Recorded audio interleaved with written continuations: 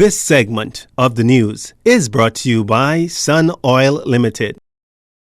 Welcome back. Disaster Reconstruction Authority Deputy Chairman Jcn Cargill said yesterday that the authority has so far spent $23 million on debris cleanup and home repairs on Abaco following monster Category 5 Hurricane Dorian back in 2019. He says this much during the Abaco Business Outlook yesterday.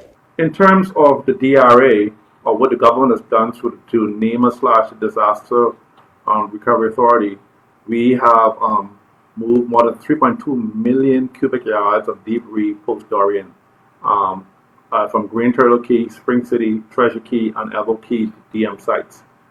This has been a mammoth undertaking, and the DRA continues to manage these disaster sites here in the Abacos. Now, before the islands experiences the impact of another storm, Mr. Cargill adds that it's important that the debris is removed. And we have to look at ways to now monetize this debris and move it from the Abacos, because of course if there's another storm, this debris will scatter everywhere. So the government has spent for the DRA almost $10 million in debris management in the Abacos, and another $7.3 million in community cleanup. So quite a lot of money has been spent trying to get Abaco back to normal post-Dorian. Altogether, the DRA has approved 1,216 homeowners repairs for Abaco and the Keys. He adds that $5.8 million was spent so far, and an additional $2.4 million is to be spent. He says quite a lot of money has been spent investing into the Abaco economy and getting persons back to normalcy as close as possible as they were before Dorian. Dorian barreled its way through the Abacos in September 2019, leaving thousands of people homeless and hundreds still missing.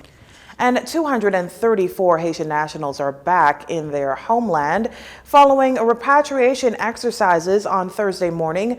Department of Immigration officials say that at approximately 7:26 a.m., a Bahamas Air charter flight departed New Providence for Matthewtown, Inagua, with 53 males and 11 female migrants on board.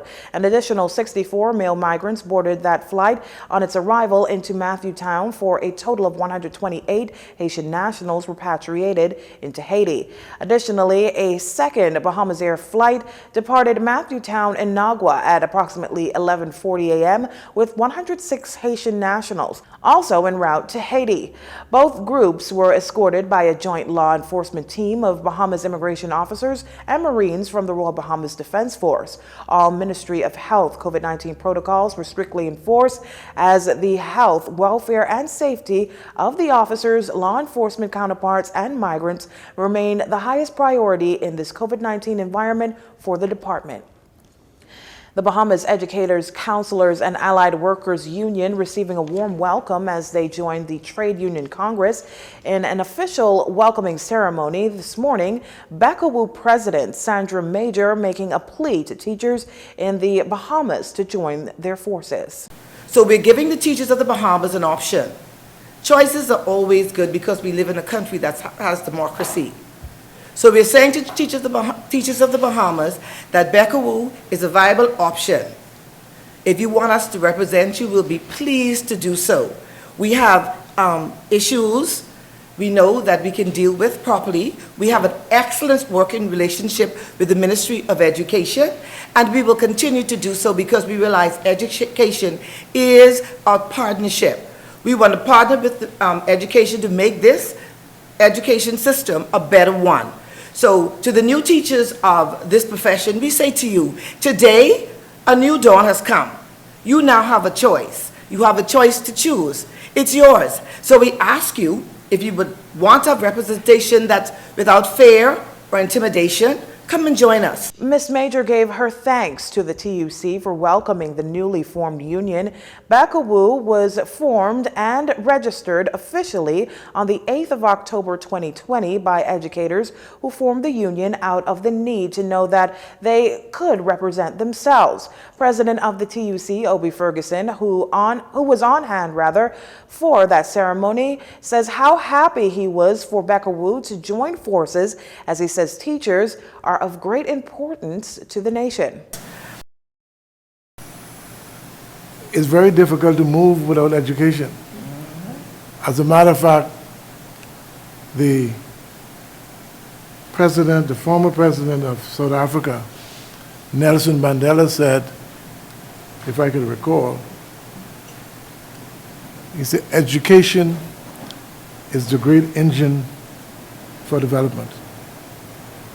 I certainly wouldn't be here had it not been for shooting stubs from Cat Island. I certainly wouldn't have been here. But it's people like them, that's how important teachers are. One of the immediate issues President Major says she hopes to address as her first order of business after joining the TUC is teachers who have yet to receive confirmation letters. Another issue, teachers who are owed lump sum payments.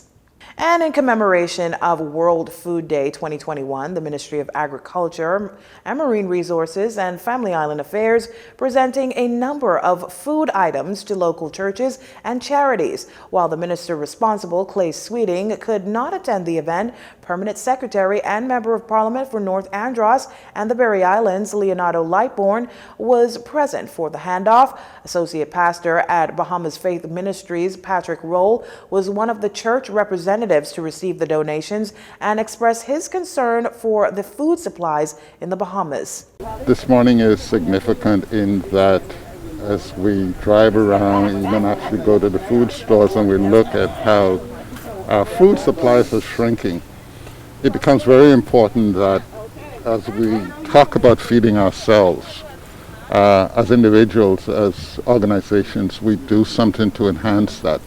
And I think the gifts that we're receiving this morning will go a long way in starting for some of us, and some of us complementing what we have already, and ensuring that this self-sufficiency that we're trying to achieve would be accomplished. Superintendent at the Simpson Penn Center for Boys, Chadwick James, also received a number of items, including breadfruit trees, and says he's been encouraging the young men at the center to focus on food sustainability.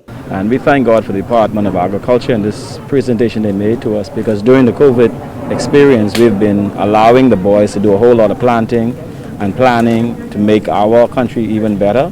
So we have a farm now for the past probably a year and a half. We've already started growing tomatoes, sweet peppers, peanuts, even strawberries and peas, various items. So this breadfruit will be added to our farm. The banana suckers will be added to our farm. And we just want to thank God for people having the vision, because we are at a place now where we need to be self-sufficient, especially in our feeding. World Food Day 2021 is celebrated all over the world on the 16th of October. It is an initiative by the Food and Agricultural Organization, or FAO, of the United Nations after 2020. This is the second time that World Food Day is falling at a time when countries all over the world are reeling from the impact of COVID-19. The global event marks a day of calling for worldwide awareness and collective action to combat the issue of hunger and ensure healthy diets for all. You're watching Jcn News. Stay with us. This segment of the news has been brought to you by Sun Oil Limited.